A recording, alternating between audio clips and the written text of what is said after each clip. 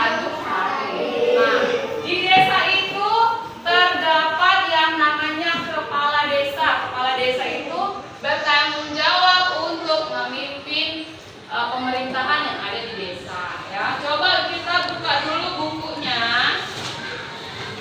Coba kita mau lihat bukunya di halaman 54, kegiatan musyawarah.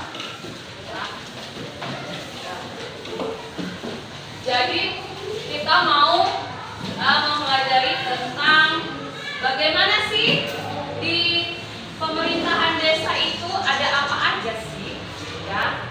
Lembaga-lembaga yang di desa itu ada kepala desa, ada sekdes. Itu kepala desa itu bertujuan untuk memimpin desa. Terus ada sekretaris desa. Sekretaris desa itu tugasnya membantu kepala desa menyelesaikan tugas-tugasnya, ya. Terus lembaga-lembaga yang ada di desa ada namanya Karang Taruna. Tahu nggak Karang Taruna? Pernah dengar nggak namanya Karang Taruna?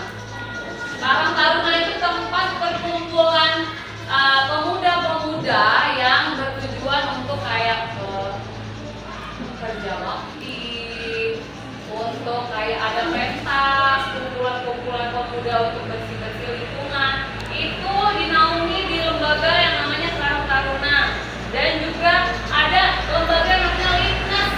Tahu yang pakai baju hijau-hijau yang kalau ada hajatan sering berdiri-berdiri itu? Itu namanya Litnas, tujuannya untuk menjaga ketertiban. Jadi bukan satpam itu ya.